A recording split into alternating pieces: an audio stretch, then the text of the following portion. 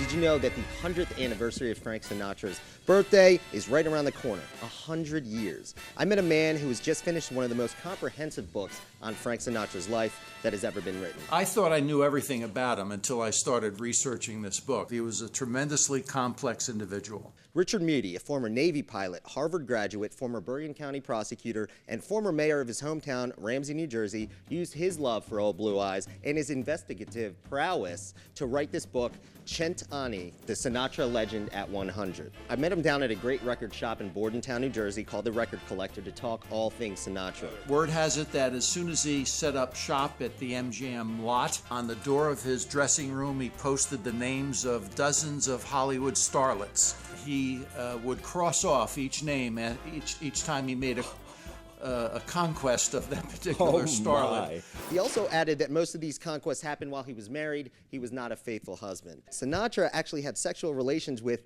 Miracle on 34th Street star Natalie Wood when she was 15 years old, and he vetted all that research in detail in his book. Then we moved on to Sinatra's affinity for the gangsters and gangster lifestyle. He admired the alpha male culture, the code of silence. He admired the way that they sought revenge whenever they were crossed. But one of the most interesting parts of Sinatra's life that I heard was his sympathy for the state of Israel. Israel in 1948 was an independent state, and the U.S. had an embargo from selling them arms to protect themselves from their surrounding countries.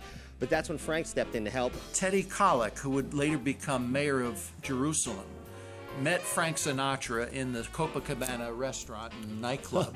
And he confided in Sinatra that they needed to get $1 million in cash to a ship waiting in the New York harbor in order to go to Mexico and buy arms for Israel. Sinatra willingly took the $1 million of cash to the ship's captain. And no one found out about it until 1995 in his former wife's biography. I've never really understood why he's regaled as such a hero, especially in Hoboken. Another thing that his ex-wife mentioned in her autobiography was his huge cocaine use. So why is he this hero for young kids to look up to? Can I answer that, please? I mean, you all may be too young to realize. I don't know what your musical tastes are collectively, but if you don't know now, you will know at some point.